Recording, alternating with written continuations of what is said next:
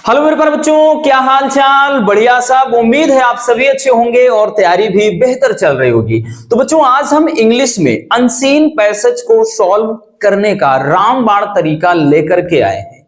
बहुत सारे स्टूडेंट तो भी ऐसे होते हैं भाई, जो वीडियो को बस क्लिक करते हैं, कमेंट फटाफट करते हैं और भाग जाते हैं। और यही कारण है कि भाई आप भी आधा अधूरा ज्ञान लेकर के बगल हो जाते हो और एग्जाम के समय में आपके साथ हो जाता है धोखा। ये चीज आपको नहीं करना है बच्चों। वीडियो को कंप्लीट देख लिया करो, क्योंकि अगर आप ऐसे आधा अधूरा ज्ञान लेकर गायब हो जाओगे तो उससे कोई मतलब है नहीं। हम हर एक स्टूडेंट के कमेंट को देखते हैं, एनालिसिस करते हैं बच्चों, ठीक है। इसलिए आप ज्यादा इधर उधर भाग दौड़ में मत रहिए, ठीक। क्योंकि ये अगर हम बात करें तो जो अनसीन पैसेज होगा ये पूरे के पूरे 15 नंबर में आएगा और पहला ही क्वेश्चन आपके क्वेश्चन पेपर में होगा। इसलिए बच्चों आपको किस तरह से सॉल्व करना है ये चीज समझना बेहद जरूरी है, क्योंकि अगर इतना ही आसान होता तो क्या बात थी भाई। 15 नंबर ऐसे खैरात के नहीं मिल रहे हैं, ठीक है ना। कुछ तो लॉजिक होगा, कुछ तो बात होगी इस क्वेश्चन में जो आपको 15 नंबर इसमें से दिए जा रहे हैं। तो किस तरह से सॉल्व करना है वो आज हम बहुत ही सिंपल तरीके से आपको बताएंगे, ताकि आपके साथ धोखा ना हो, आप बिल्कुल भी परेशान ना रहिए, ठीक है। चलिए तो बच्चों यहां पर एक अनसीन पैसेज है, ठीक। आपके क्वेश्चन पेपर में हमने बताया ना, पहला ही क्वेश्चन ये होगा अनसीन पैसेज का, और आपको रिकमेंड करेगा कि भाई read the following passage carefully, कि सावधानी पूर्वक पहले पैसेज को पढ़ लीजिए and answer the question that follow, और उससे भाई संबंधित जो प्रश्न दिए गए हैं उनका उत्तर दीजिए, ठीक है ना। इस तरह से बच्चों अब हम इंग्लिश के हर एक टॉपिक को निपटा देंगे, आप परेशान बिल्कुल ना रहें, ठीक है। इसी तरह हम 2 से 4 आपके अनसीन पैसेज करवा देंगे, लेटर करवा देंगे, आर्टिकल, क्योंकि ये सारे टॉपिक बहुत ही ज्यादा इंपॉर्टेंट हैं, ठीक। चलिए तो यहां पर दिया है एक पैसेज, आपको इस तरह से पैसेज दिया होगा। अनसीन पैसेज नाम ही है बच्चों अनसीन, यानी जिसको हमने कभी सीन ही नहीं किया है, जिसको हमने नहीं देखा है, और ये आपको खुद से करना होता है। इसमें आपकी कोई हेल्प नहीं करेगा, ना तो किसी क्वेश्चन बैंक से आपको हूबहू मिलेगा। हाँ, हो सकता है कि 2-3 साल पहले जो आया था फिर उठा के दे दे, लेकिन ऐसा बहुत ही कम देखने को मिलता है, ठीक। इसको अपने से सॉल्व करना है और डेफिनेटली आपको इसमें बच्चों 10 नंबर और 10 से 12 नंबर आपको मिलेंगे। बस आप कुछ नियम है उनको फॉलो करना है, ठीक। चलिए सबसे पहला जो रूल है ये इसमें हम बात कर लेते हैं, ठीक, कि भाई किस तरह से आपको सॉल्व करना है। रूल पहले हम समझते हैं, ठीक है। सबसे पहले बच्चों आपको क्या करना है, आपको पैसेज को सबसे पहले रीड करना है। आप बोलेंगे भाई इसमें नया क्या है, ये तो हम करेंगे ही। हाँ करना है, लेकिन आपको किस तरह से करना है, तो भाई केयरफुली करना है, ठीक। वो चीज बोल रहा है ना, पहले ही बोल देगा भाई कि आप केयरफुली, आप सावधानी पूर्वक पढ़िएगा। इसलिए केयरफुली कहा जाता है बच्चों, ताकि आप समझ सको कि भाई किस टेंस में ये दिया गया है, ठीक है ना, यानी ये किस टेंस में है। और इसलिए आपको कहा जाता है कि भाई कुछ तो इसमें क्लियर हो जाए, ठीक, मीनिंग वगैरह, ताकि क्वेश्चन को देखते ही फटाक से दिमाग में आ जाए कि इसका भाई हमने कहीं पर देखा है, ठीक है ना। इससे रिलेटेड कुछ भी जो है वो हमने देखा है। इसलिए तो पहला आपको पढ़ना है अच्छे से। उसके बाद जब आप बच्चों स्टार्ट करेंगे क्वेश्चन को, तो क्वेश्चन में क्या करना है ध्यान से देखना है। आपको बच्चों क्वेश्चन में आंसर हमेशा उसी टेंस में देना है जिस टेंस में क्या हो, आपका क्वेश्चन हो, ठीक। यानी आपको जो आंसर है, जो भी आपका ये क्वेश्चन दिया गया है, इन सब का आंसर जो देना है आपको उसी टेंस में देना है जिस टेंस में क्या हो बच्चों, आपका क्वेश्चन हो, ठीक। जिस टेंस में आपका क्वेश्चन है उसी टेंस में देना है। यही सबसे ज्यादा समझने वाली बात है, और यही बच्चे गलती करते हैं कि भाई लिखने के बावजूद भी उनके नंबर कट जाते हैं। ये आपको गलती नहीं करना है, ठीक है। तो समझ में आ गया ये चीज। अब उसके बाद करना क्या है आपको, और तीसरी चीज आपको क्या समझना है, चलिए देखते हैं। तीसरा चीज बच्चों ये ध्यान देना है कि ये जो कुछ भी दिए रहते हैं वोकैब से, यानी वोकैबुलरी के रहते हैं आपके, ठीक है। तो इनका जो उत्तर होता है, ठीक है ना, इसमें जो वोकैबुलरी के होते हैं इनका जो आंसर होता है वो आपको क्वेश्चन में ही रहता है, ठीक, आपके क्वेश्चन में रहता है। बहुत सारे बच्चे तो ये छोड़ देते हैं और इनको भाई एक एक नंबर करके 3 नंबर आपको दिया जाता है, तो स्टूडेंट इसको हमने देखा है छोड़ देते हैं। आपको ये नहीं करना, ये तो और भी आसान होता है, अभी हम आपको करके दिखाते हैं, ठीक है ना। आज की इस वीडियो को बस कंप्लीट देख लेना, एकदम सारा का सारा जो डाउट है ना वो छूमंतर हो जाएगा। चलिए शुरू करते हैं बच्चों। सबसे पहले हम क्या करते हैं, पढ़ लेते हैं इस पैसेज को अच्छे से। ठीक, इस पैसेज को अच्छे से पढ़ लेते हैं। देखिए बच्चों, बोल रहा है कि an old man being distressed by ceaseless quarrel, ceaseless quarrelling going on among his sons. ये कह रहा है कि एन ओल्ड मैन, एक बूढ़े व्यक्ति ने, बीइंग डिस्ट्रेस यानी परेशान होकर के, बाय सीजलेस क्विरलिंग का मतलब लगातार चल रहे, क्विरलिंग का मतलब झगड़े, ठीक है, गोइंग ऑन यानी चल रहे, एमंग माने बीच में, ठीक, के बीच में, हिज सन्स यानी अपने बेटों के।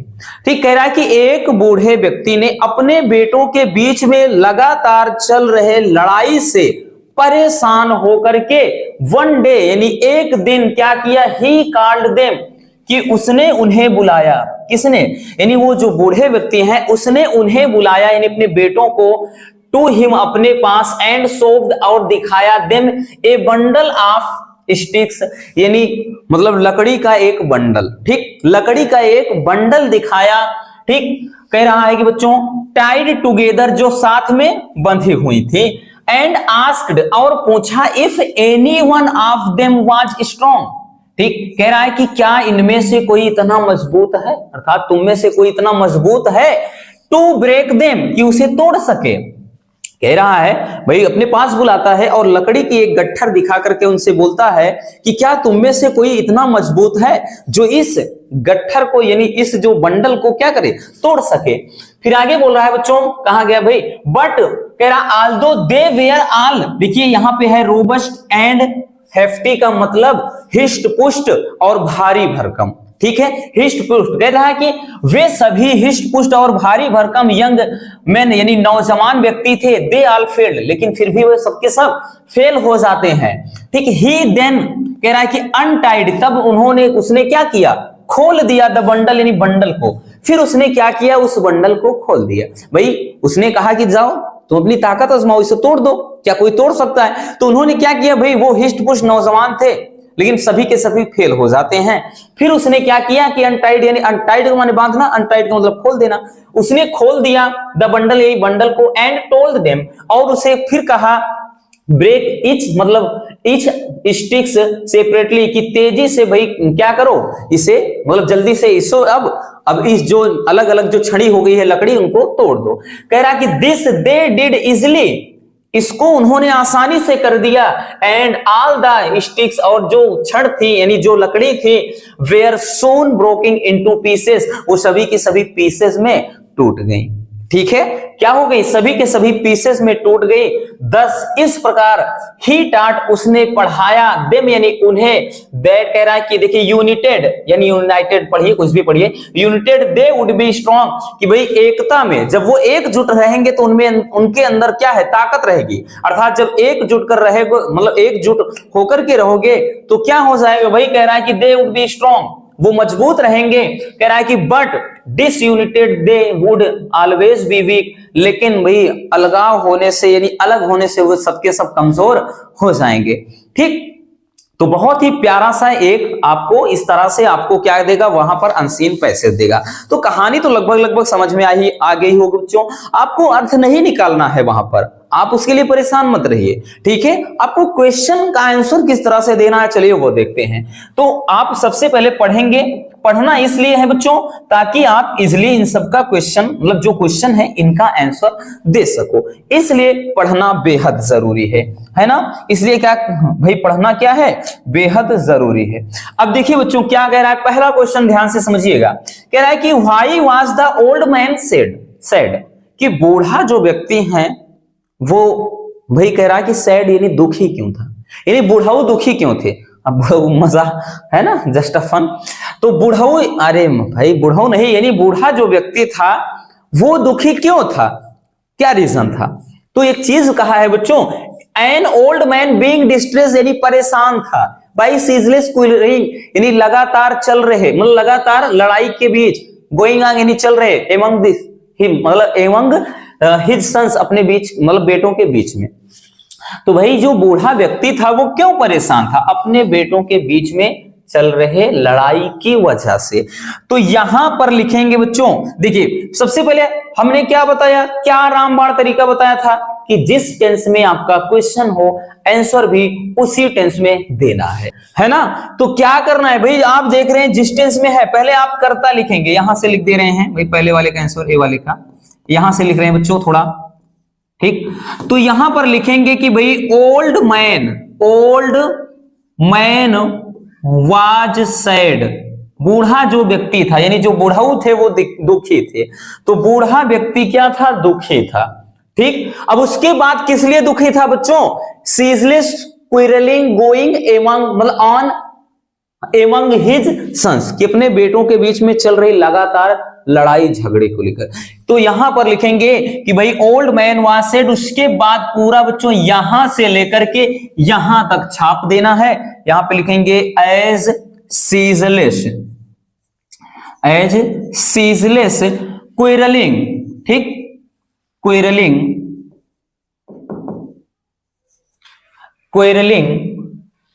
एक मिनट यहां पे क्विरलिंग कह रहा है कि गोइंग ऑन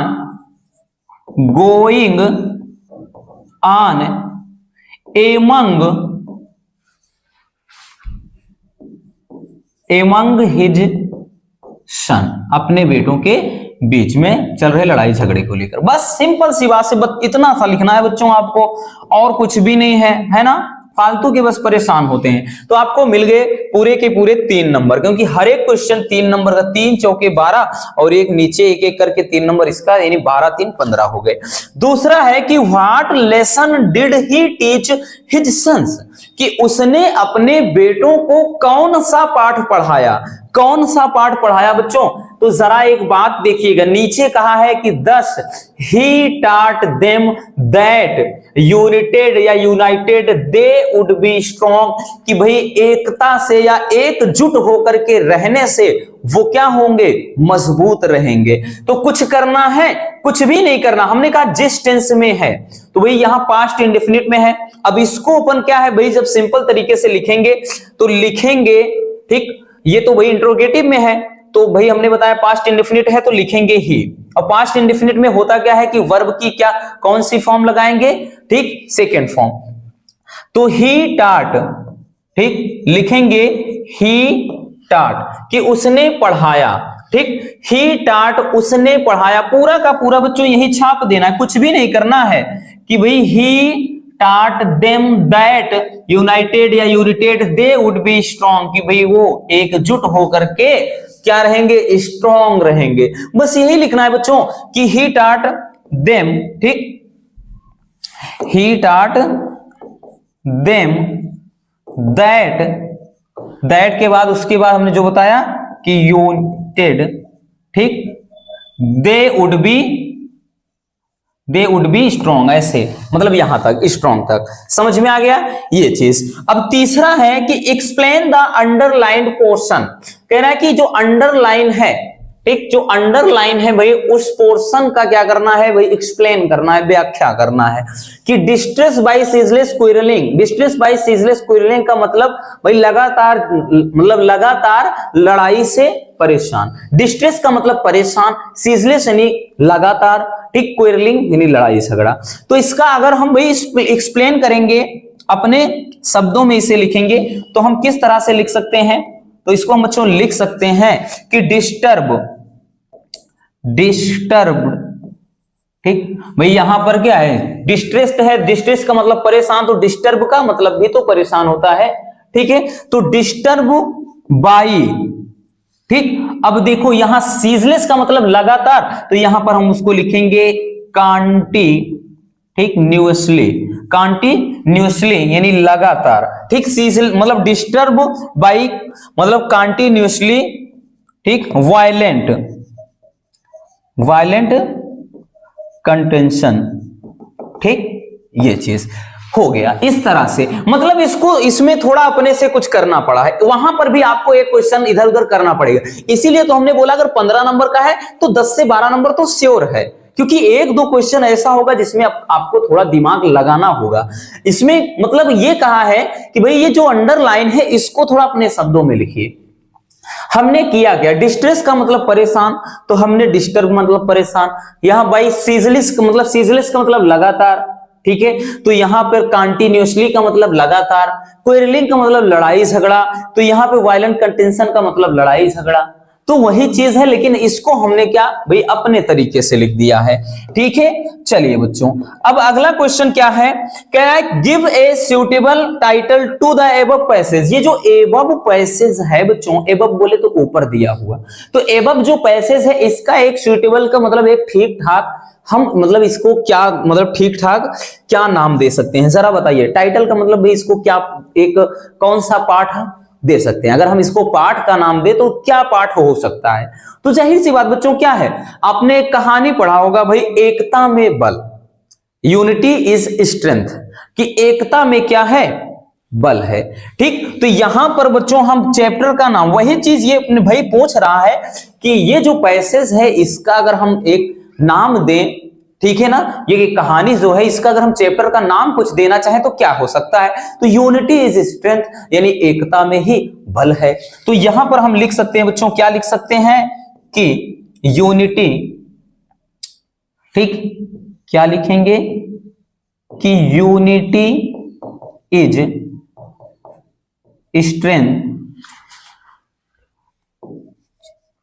स्ट्रेंथ, ठीक, यूनिटी इज स्ट्रेंथ। चलिए अगला क्वेश्चन क्या है देखते हैं। अगला कह रहा है बच्चों, ये क्वेश्चन देखिए बहुत ही प्यारा होता है, इसमें ज्यादा आपको दिमाग नहीं लगाना होता है। कह रहा है कि फाइंड द वर्ड, ठीक, कह रहा है find the word from the passage which means. कह रहा है कि इनमें भाई फाइंड द वर्ड, ठीक, इसमें वर्ड को छांटिए, ठीक, इसमें क्या करना है, वर्ड को आपको छांटना है, ये जो दिए गए यानी इनका जो मतलब होता है, ठीक है, वो किससे मेल करते हैं और उसमें ये कहां पर है, तो आपको समझना है। पहले समझिए, ये आपको तीन बहुत ज्यादा परेशान कर सकता है, लेकिन परेशान होना नहीं है रसगुल्लों, आपको सॉल्व करना है।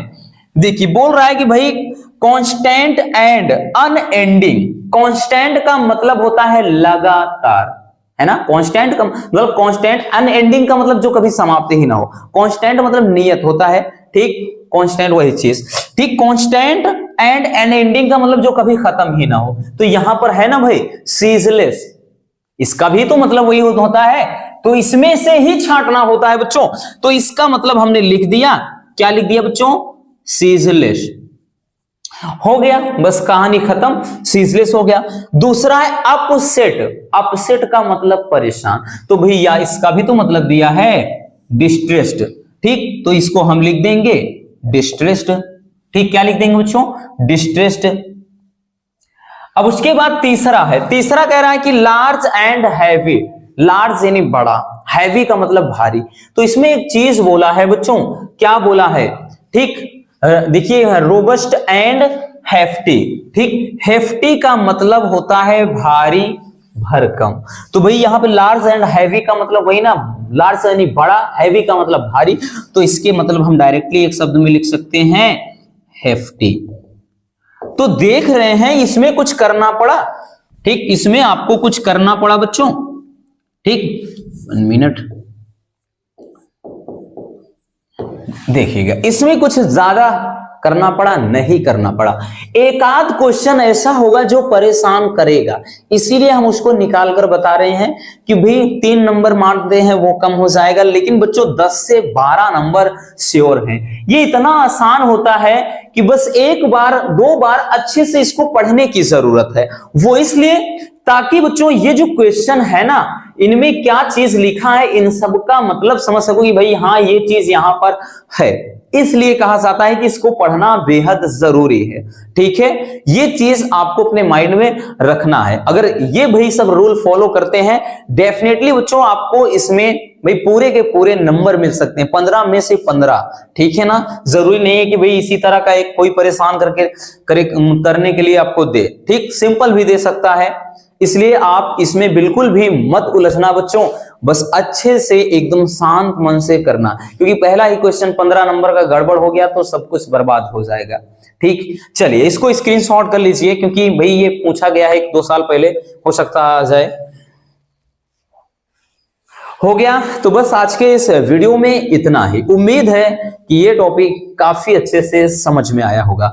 अगर वीडियो पसंद आई हो तो प्यार से एक लाइक जरूर कर देना। मिलते हैं किसी और ऐसे शानदार टॉपिक के साथ। Love you, bye bye, take care. और हाँ, प्यारा सा कमेंट करना बिल्कुल मत भूलिएगा।